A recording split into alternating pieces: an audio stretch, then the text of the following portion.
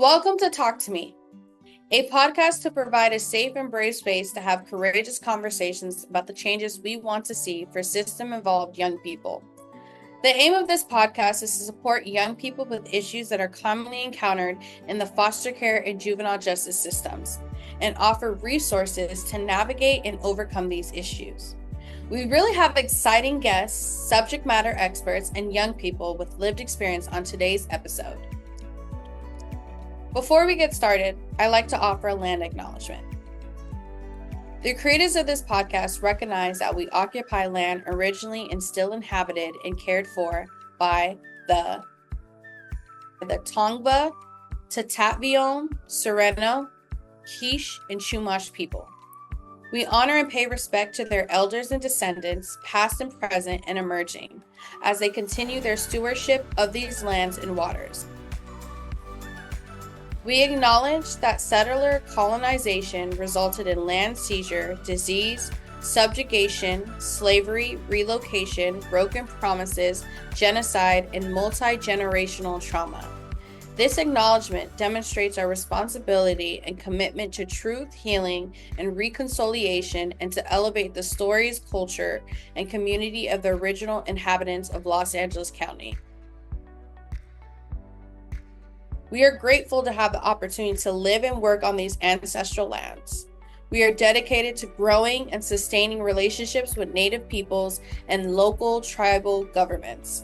To learn more about the first people of Los Angeles County, please visit the Los Angeles City/County Native American Indian Commission website at lanaic.lacounty.gov.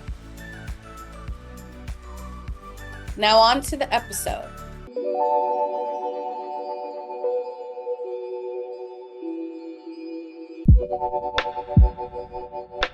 Hi guys, my name is Sherry Bradford. Welcome back to the Talk to Me podcast. And today here we have these lovely guests, and we're going to be talking about the FOSHI's Bill of Rights. And basically the FOSHI Bill of Rights is a bunch of rights, but there's going to be a little bit more details about exactly what they are. And we have some leaders here that have personal expertise, and then we also have some youth that lived experience to talk a little bit more about the impacts of FOSHI's Bill of Rights. But before we get that started, I want to start off with introduction. Hi everyone, I'm Chris. I'm a youth commissioner for LA County. Hi everyone, I'm Michelle Lucarelli Beltran, and I'm our Los Angeles County Ombudsperson for youth in short-term residential therapeutic programs, which is also like group homes or Congregate Care. Hello, I'm Brian Noelle. I'm an intern here at Kids in the Spotlight. Okay, so we're going to go straight into the first question. So what exactly is a foster youth Bill of Rights, and what is its purpose in the child welfare system? So the Foster Youth Bill of Rights was first written into law in 2001. And California Youth Connection had a big part of, making that law to make sure that youth in care had rights and protections for their experiences. It was updated a handful of years ago and has had little updates since then to expand on those rights and to reorganize them into categories that are easier to digest. So now there's 41 rights. They fall into 14 categories. Some of the categories overlap.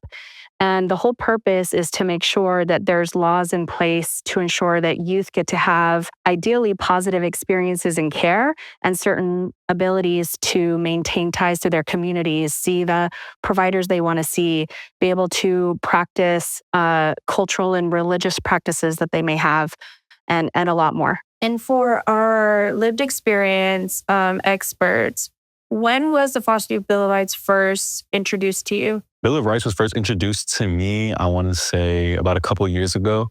I really had no idea about it. I want to say about a year and a half ago, I was introduced to it when I first started here at Kids in the Spotlight. They were a project, a documentary actually, that actually introduced it to me. And I was like, wow, that's amazing. I wish I would have this information when I was younger. It was mind-blowing to know that we actually had Bill of Rights, and it was actually care about us as foster youth.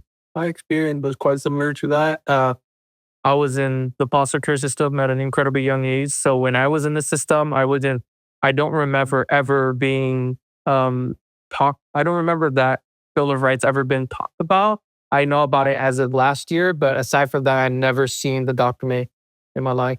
And Sherry, can I just add that, we hear this so frequently in our office and when we're talking to folks in the community. And what the law says is that social workers or probation officers have to both provide and discuss at a developmentally appropriate level. So little kids all the way up to teenagers, young adults, they have to discuss the rights in a way that makes sense to them at placement, replacement, and every 6 months.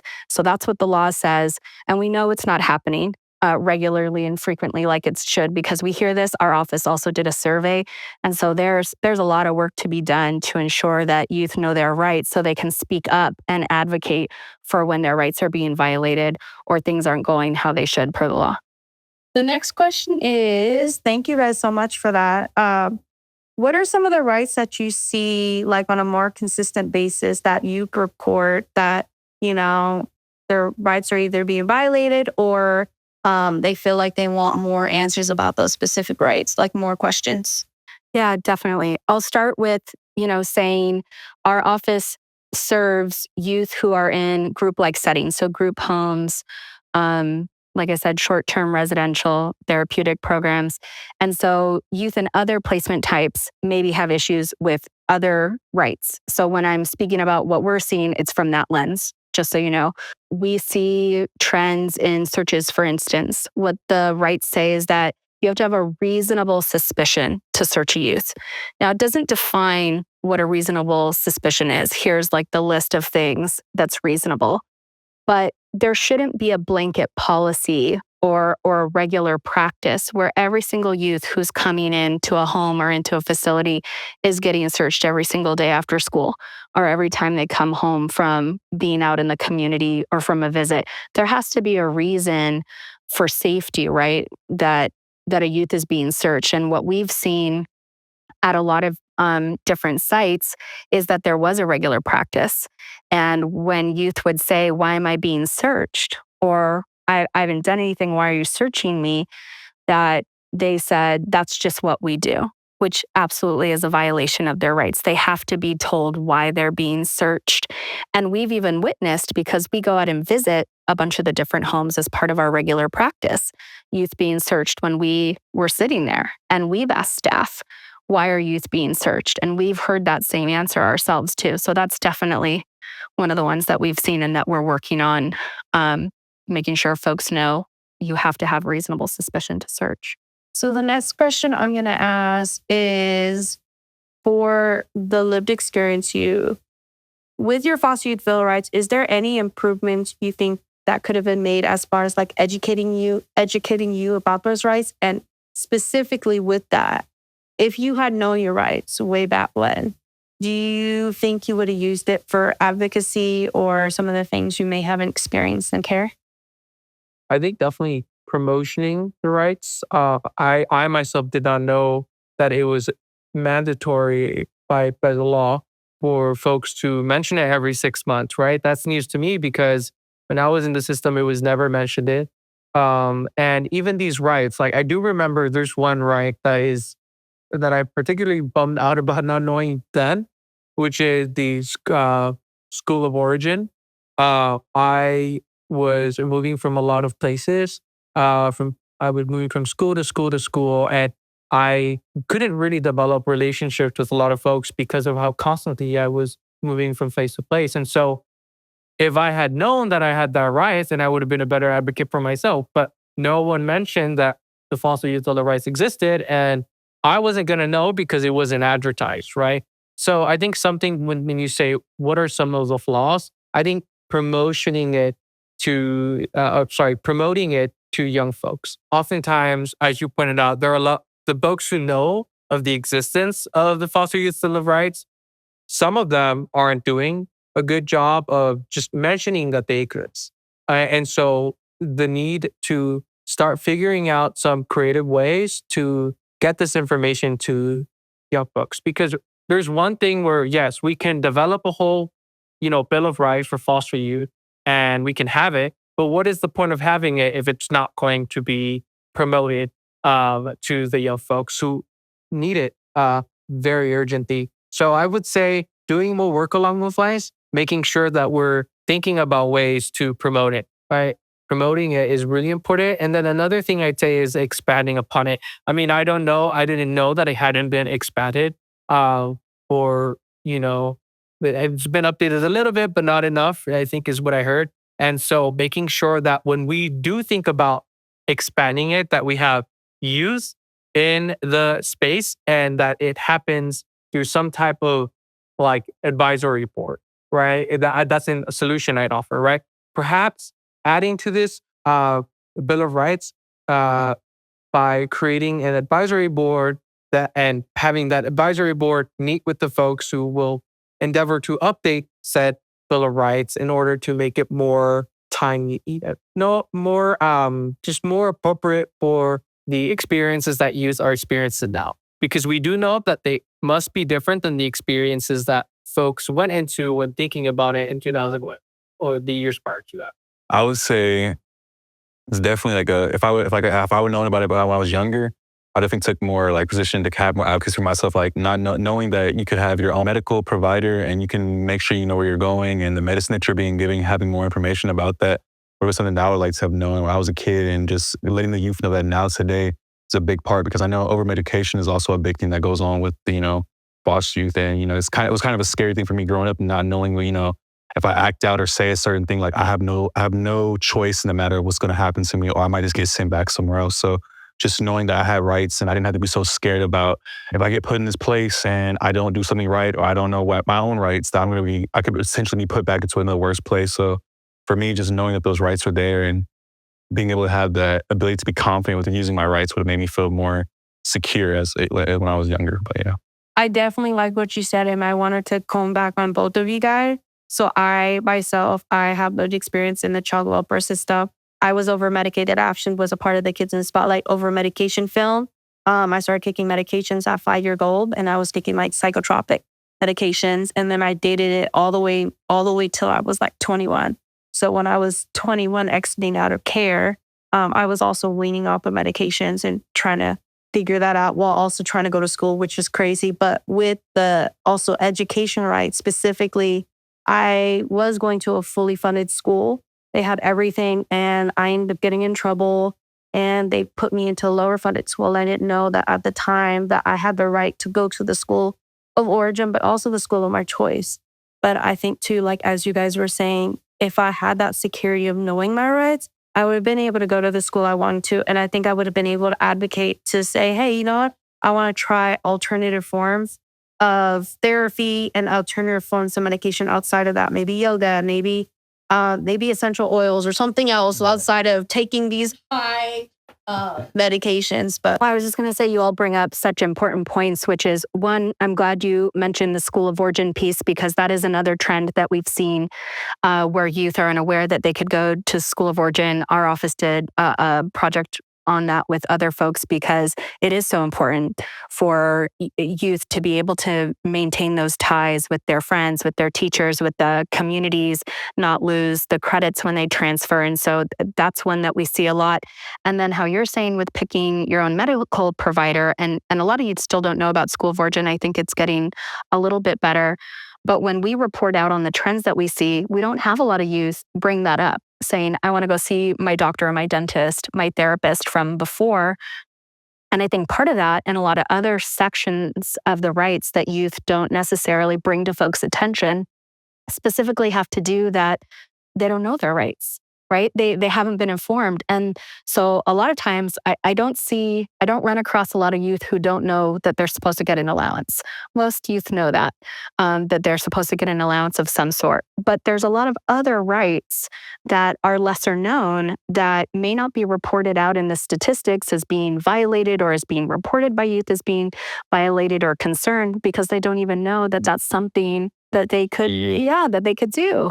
And I came to add more onto that, because within the documentary, they were also doing research as far as like the pipeline to drugs. Mm-hmm. So like the medications, just as, they're used to rehabilitate whatever it is, ADHD, PTSD, maybe bipolar depression.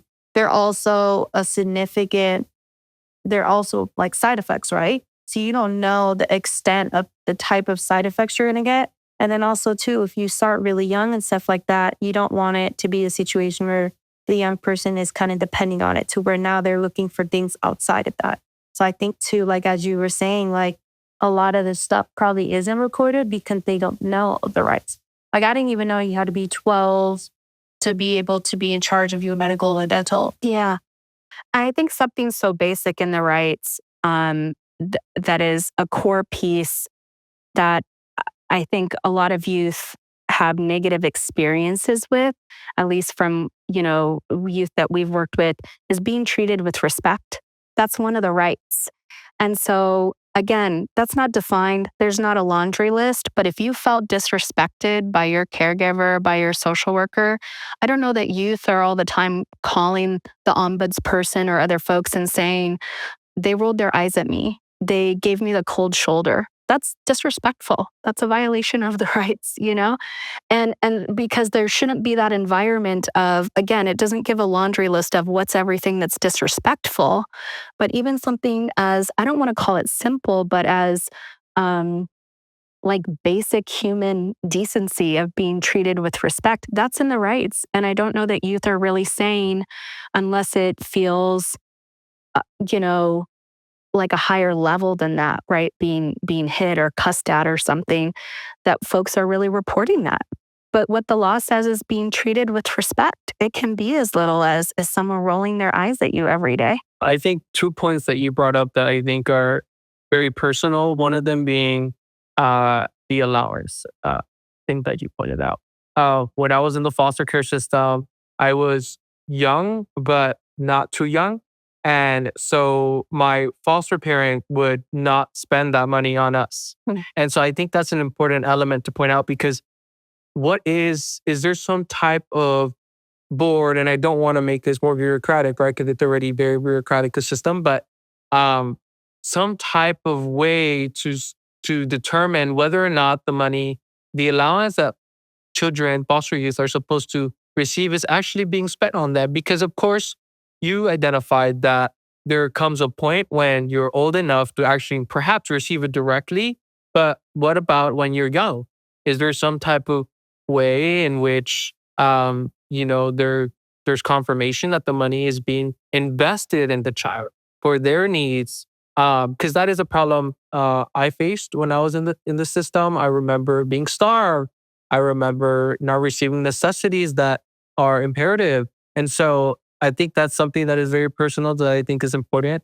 And then the other piece is the piece we were just talking about, which I'm forgetting. School? Yes. Oh, the respect. School to respect. The respect piece is oftentimes what we're usually seen as people who are defiant and perhaps hard to handle, difficult. But one of the things that I always, tell folks is we have experienced a lot of things that people don't experience at our age. So I don't call it, being, defiant. I call it being mature because we have seen and witnessed and experienced things that usually people our age don't experience. And so we have a certain level of understanding of how certain things work. And because of that, and I'm not saying we're like perfect and, this, but I'm saying that we have had a lot of experiences that a lot of folks don't experience at that age, usually, right? That isn't the perception that people have. And so, usually there's already this kind of idea in people's mind that we are being disrespectful by automatically standing up for ourselves if we happen to know what our rights are. And so I'd like to just, know a little bit more about, how, the enforcement, how are there ways? Because I can imagine the scenario in which, a younger person, advocate for themselves, and then the caregiver saying something like, "Oh, they were being disrespectful," and then perhaps the young person saying, "Oh, I was standing up for myself." So I can imagine that scenario. Why he said, she said. And can I ask Go ahead. because you just brought out, So many memories back of when I was on the system because I'm so sorry about the allowance thing. But also too, like, I think you probably could also test to it. When I had got off the system, they had messed up my credit. I didn't even know until I had called the Discover card. They're like, oh, the phone number is different from what you called it. And I was like, I never had a credit card. I don't even have a card. What am I purchasing gas with and stuff like that? But also on the same token, when you were saying respect, and this is so sad because like I've done a lot of healing and I've kind of like centered myself with a community of support and people who generally adore me. But I think I never really stood up for myself in the system because I normalized the type of behavior that I is, experiencing. I was like, well, they hit me, they do all these things to me. That's their way of saying they love me. And then when I got out into the world, I realized that wasn't what it was supposed to be like.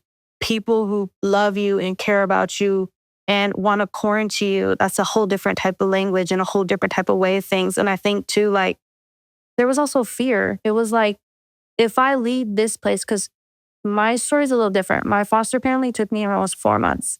I got to stay with them till I was 21 and then he kicked me out because they weren't getting money anymore. But I thought, I was like, I'm the lucky one. I don't have to move. I don't have to do all these other things that other foster youth. And I always was like, I'm not a foster youth. Like, I got to be lucky. But they treated me absolutely horrible. They treated my brothers absolutely horrible.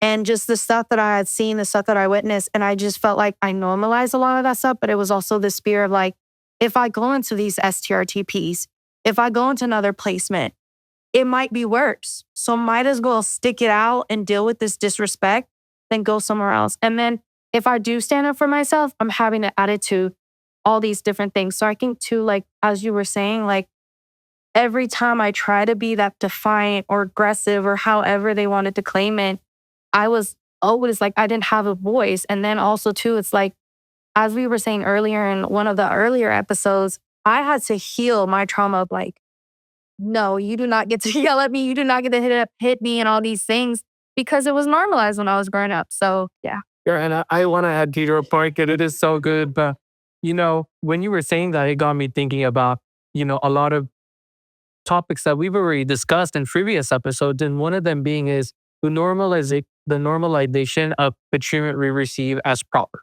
right? And so when we go out into society, right, when we age out or whatever it is, we have an idea of how we're supposed to behave, right? And it's the wrong idea usually because the treatment we've received from most of the experiences that I've heard from colleagues and friends and peers is that it wasn't proper and it was unfair.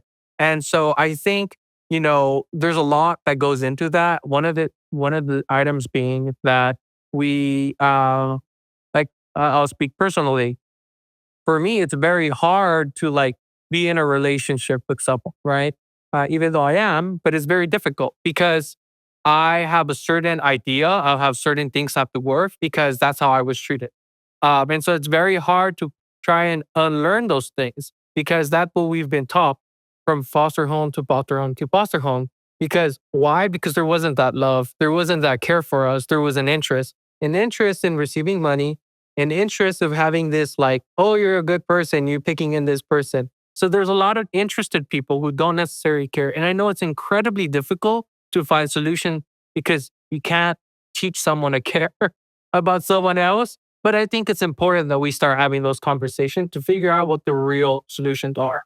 Yeah, I want to speak to things that both of you said. One being, and again, I'm going to speak through the lens of that often we're communicating with youth who are in congregate care. So all the folks caring for them are staff. But I think this applies even with resource parents or foster parents, relative caregivers. But, with the disrespect or what you were saying about folks getting labeled as defiant, or if you did something first, then it like warranted or made it okay for a staff person or a foster parent to be disrespectful. And so the conversations that we have with youth about their rights, and again, through the lens of everyone interacting with you as staff in a group home setting, is that this is your life. This is your home where you live. And you're going to have days where maybe you yelled at someone, maybe you cussed at them, maybe you had an attitude or came at them or whatever. It happens. but this is your life. This is their job. And under no circumstances, no matter, they need to protect themselves if someone's getting maybe like physically hostile and tries to hit them and need to remove themselves from the situation. But under no circumstance ever would it be okay for a staff person to yell shut up at you or cuss at you or call you a name or any other of those scenarios. This is their job. They're employed to create an environment where there's unconditional positive regard. So there's nothing you could do as a youth in this home. No name you could call me, no cuss word you could say to me, no mistake you could make that would make me stop believing in you or stop loving and supporting you. And that's what we need to do as a system. And so it doesn't matter if you were defiant or disrespectful. Your right is still your right. You need to be treated with respect. That is what the law is. The Foster Youth Bill of Rights is in the Welfare and Institutions Code, which is the law. And so it doesn't say, but if someone was defiant or if someone was disrespectful first, then you don't have to treat a youth in care with respect. So I just want to, say that piece to that. And then you're so right about the accountability piece. One, we hear all the time, youth are afraid. Youth are afraid to speak up, even when they do know their rights, because there's retaliation. Maybe I'm going to get moved to a different home. Maybe after I say that someone's been disrespectful to me or whatever else, then it's going to get even worse. And to be honest, there's not a lot to protect against that. There may be stuff on paper, right, in policy and law, and we're actually working in LA County to make the laws stronger or the practices stronger about protecting against retaliation. But at the end of the day, even if the laws are very strong, if someone does something in the house to disrespect you as retaliation for something you brought up, how do you prevent that from happening? Because they might do what they're going to do. And so it's a real legitimate barrier for youth, even when they do know their rights, to speak up and say something, because sometimes they're like, I don't want to have even more problems that I'm already having. And so it's something that we have to continue to look at and talk about as a system of how do we create safe processes for youth to actually bring issues forward and get them resolved and not experience retaliation in the process. And I think with everything you just said about just us not knowing our rights and things of that nature, what would you say about gaps? Like, what are some gaps you've seen as far as like system leaders? So people that are working one-on-one with these young people, especially at GRTT, the staff members, what are they doing to educate the young people? And then also, can you speak a little bit more on like the repetitiveness of educating? Like, are like engagement practices as far as like how many times do they have to be educated on the Bill of Rights and things about? Yeah, I'm so glad you bring that up. It's something that our office is really passionate about. So to reiterate, the law is that social workers or probation officers talk to youth about their rights at placement, replacement, and every 6 months. But placement and replacement days are really stressful. They're really traumatic. And to discuss 41 rights in a way that makes sense, that a youth is going to retain or a child's going to retain, is not always the best moment. You legally have to try, right? But really the best practice is to have those conversations monthly for social workers going out to visit monthly or more frequently. And then to answer your question as far as staff of STRTPs or group homes and in schools and other places, the staff are required, most of them, to only do the training one time ever. And it's about 1 to 2 hours long. And then that's it. There's no refresher required. And so there has to be a lot that we take on ourselves as a system or laws that we change to require folks to, one, be trained on Foster Youth Bill of Rights more often. Because how can you have a conversation with someone if you don't even know what the rights are or minimally what the materials are? So you may not have all 41 rights memorized, but if you know there's a handbook that you could grab and sit down, or you all talked about earlier, the resources of how to have the discussion. I'm really excited for this podcast. We're going to be pointing to it, not just this episode, but all of them, for folks to utilize. A social worker could sit and listen to this podcast as part of the conversation about the rights, right? And there needs to be more things like that for youth to be able to digest in whatever different format what their rights are, and then have, whether it's school personnel, the staff and the STRTPs, not one time only, not one and done training, but ongoing training about the rights. I just love all the conversation we just had. I think it was very insightful. And then I was able to open up about some things, and Chris was able to open up. You were able to open up about some things. The last question I have is call to action. What do you have to say to system leaders, to the young people out there in the audience, for the people that are going to be watching this podcast, as far as that call to action for them to learn about their FOSSI Filler rights and just the importance of them? Yeah, the California Office of the Ombudsperson, they offer monthly training on Foster Youth Bill of Rights and something called the Reasonable Prudent Parent Standard. And so I would encourage anyone out there listening, that training is like an intro training for youth, caregivers, staff, social workers, whoever. Go listen to that training. And in fact, if you don't want to wait for a live version of the training, there's a recording of it on YouTube. And there's also a recording on YouTube of the 20th anniversary of the Foster Youth Bill of Rights that has a similar discussion as this. I think those are such good resources to just know at a base level the rights. There's a website, laYouthRights.com, that has all the rights. It has all the materials that I think are going to get linked in the episode, and the office numbers that folks can call. So know that you can reach out to the Office of the Foster Care Ombudsperson at the state level for any youth in care in the whole state of California. And our office is local in LA County. You can reach out to us. Community care licensing, because violating a youth rights is also a licensing violation. So you have to have a license to be a foster parent, to operate a group home, a resource family home. And in the licensing standards, you have to comply or follow the Foster Youth Bill of Rights. So reporting things to licensing and then getting the word out. So talking to other folks in your network that work with youth in care or who are youth in care, and talking about the rights so that more people know and can help advocate and call. Because if the youth doesn't know, but the 10 plus different adults working with them, even though legally it's only the social worker's job to know, if they're all like, we can help you reach out and call, or did you know this was your right? The more people who know and who are talking to youth about their rights, the more things like this that are put out there, podcasts, videos, other types of written material that are more engaging, whether it's art about the rights, the better. I feel like a great call of action. Something like you say, it's like, this is your life. This is, what I'm saying? This is like, these staff members are here. This is their job. So we got to take our life seriously, and we got to come first. So, definitely educate. I would say, we have the biggest tool in our hands right now. And I know some of us 15 years ago barely even had access to the internet. So, it's just educate yourself, look for ways to make yourself better. It's, you no longer have to just look for the people that are around you. There's a whole network of people out there. And I would say, don't be scared to look. It's always an option. If you have time to go scroll and watch a stream or something, take the time to just, educate yourself on your rights, what's going on with you in your life. So nobody could take it from you. And you're the only one who could make that change in your life. So please, take it seriously as anything else in your life. You know what I'm saying? You have passion to wake up every day. Make sure you put that passion into knowing what you got and what you need and what you deserve. That's how we're going to make this call.